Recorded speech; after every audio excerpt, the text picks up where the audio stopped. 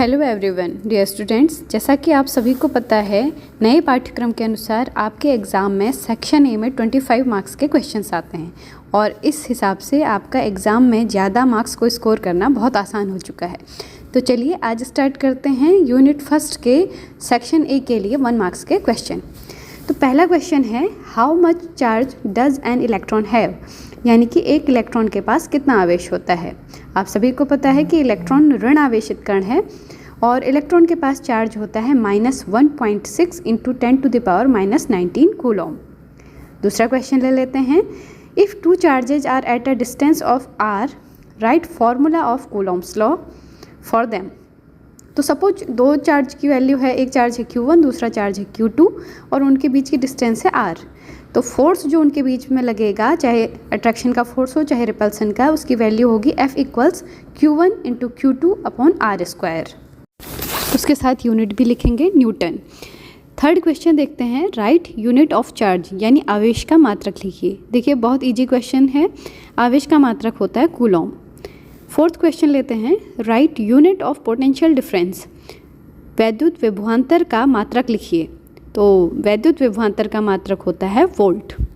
Fifth question पर चलते हैं। फिफ्थ क्वेश्चन है, ट्रू और false, electric field is a vector quantity. आपको बताना है ये ट्रू है या फॉल्स। तो आपको अभी तक मैंने प्रीवियस वीडियोस में पढ़ाया है कि वैद्युत क्षेत्र कैसी राशि है, वो एक सदिश राशि है, यानी वेक्टर क्वांटिटी है। तो ये स्टेटमेंट आपका ट्रू है। इलेक्ट्रिक फील्ड के पास मैग्नीट्यूड भी होती है और डायरेक्शन भी होते हैं, दोनों होते हैं। सिक्स्थ क्वेश्चन देखिए, 2 electric field lines can intersect each other, यानी कि 2 वैद्युत बल रेखाएं एक दूसरे को काट सकती हैं। तो आपको बताना है ये ट्रू है या फॉल्स। तो ये स्टेटमेंट फॉल्स है, क्योंकि 2 इलेक्ट्रिक फील्ड लाइंस अगर एक दूसरे को काटेंगी तो कटान बिंदु पर 2 स्पर्श रेखाएं खींची जाएंगी जो वैद्युत क्षेत्र की 2 दिशाएं बताएंगी, जो कि बिल्कुल असंभव है। अतः ये स्टेटमेंट आपका फॉल्स है। 7th क्वेश्चन देखिए, electric flux is a vector quantity. क्या ये स्टेटमेंट ट्रू है या फॉल्स। तो बताते चलूँ, इलेक्ट्रिक फ्लक्स जो है φe से जिसे डिनोट करते हैं वो एक स्केलर क्वांटिटी है। तो ये स्टेटमेंट है आपका फॉल्स। 8th क्वेश्चन कहता है, same charges attract each other. तो ये स्टेटमेंट फॉल्स है, क्योंकि सेम चार्जेज एक दूसरे को रिपेल करते हैं, यानी प्रतिकर्षित करते हैं, आकर्षित नहीं करते हैं।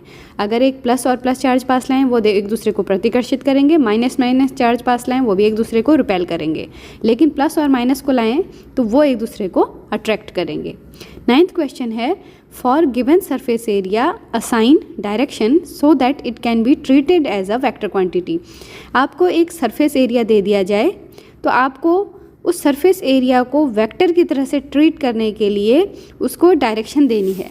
तो यहाँ पर देखिए डायग्राम में आपको एक सरफेस एरिया ब्लू कलर से दिखाया है, जिसका एरिया है dA। तो हमें इसको डायरेक्शन देनी है, तो हम क्या करेंगे, उस सरफेस के परपेंडिकुलर ऊपर की ओर को एक एरो निकालेंगे, यानी कि सरफेस के आउटवर्ड डायरेक्शन में एक नॉर्मल ड्रॉ करेंगे, एक परपेंडिकुलर लाइन ड्रॉ करेंगे कहेंगे। तो उसके साथ हम लिख देंगे n कैप, जो इस एरिया की डायरेक्शन दिखाएगा। तो इसका आंसर ये जो n कैप वाला एरो है वो है। 10th क्वेश्चन पर चलते हैं, draw electric field lines for a single positive charge. तो मैंने ब्लू कलर से आपको यहाँ पर बना के दिखाई हैं। बीच में आप एक प्लस चार्ज बनाएंगे। प्लस चार्ज के लिए जो इलेक्ट्रिक फील्ड लाइंस होती हैं वो रेडियली आउटवर्ड निकलती हैं, यानी हर डायरेक्शन से बाहर की ओर को निकलती हैं।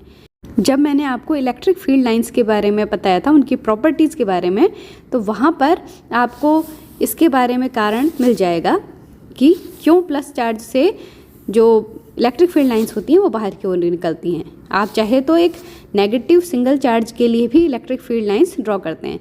देखिए बच्चों, जो एग्ज़ाम में प्रीवियस ईयर के क्वेश्चन होते हैं, आपको क्या करना चाहिए, उससे ही मिलते जुलते और भी क्वेश्चन सॉल्व करने चाहिए, ताकि एग्ज़ाम में उससे इतर कोई दूसरा क्वेश्चन आए उससे मिलता हुआ, तो आप उसे भी सॉल्व कर पाएँ। जैसे यहाँ पर सिंगल पॉजिटिव चार्ज के लिए पूछा है, तो क्या पता एग्जामिनर आपको दें सिंगल नेगेटिव चार्ज के लिए इलेक्ट्रिक फील्ड लाइंस ड्रॉ करने के लिए।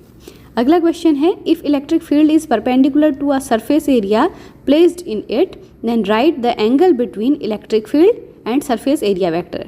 यानी ये कह रहा है, अगर एक वैद्युत क्षेत्र में कोई एक पृष्ठ रखा हुआ है जो उसके परपेंडिकुलर रखा है, एक वैद्युत क्षेत्र है उसमें एक सरफेस रखा हुआ है कोई उसके परपेंडिकुलर, तो आपको बताना है कि इलेक्ट्रिक फील्ड के वेक्टर और उस एरिया के वेक्टर के बीच में कितना एंगल बनेगा। तो यहाँ पर देखिए डायग्राम बना रखा है मैंने। ब्लू कलर का एक सरफेस एरिया बनाया है। Electric field lines blue colour से ऊपर की ओर को जा रही हैं, वो इलेक्ट्रिक फील्ड लाइंस की डायरेक्शन है। और जो सरफेस ब्लू कलर का रखा है वो आपका इसके परपेंडिकुलर रखा है। अब हम एरिया वेक्टर की डायरेक्शन कैसे देते हैं, उस सरफेस के परपेंडिकुलर आउटवर्ड डायरेक्शन में एक एरो बना देते हैं। तो यहाँ पर ऑरेंज कलर से एक एरो बनाया है, वो है आपका एरिया वेक्टर की डायरेक्शन।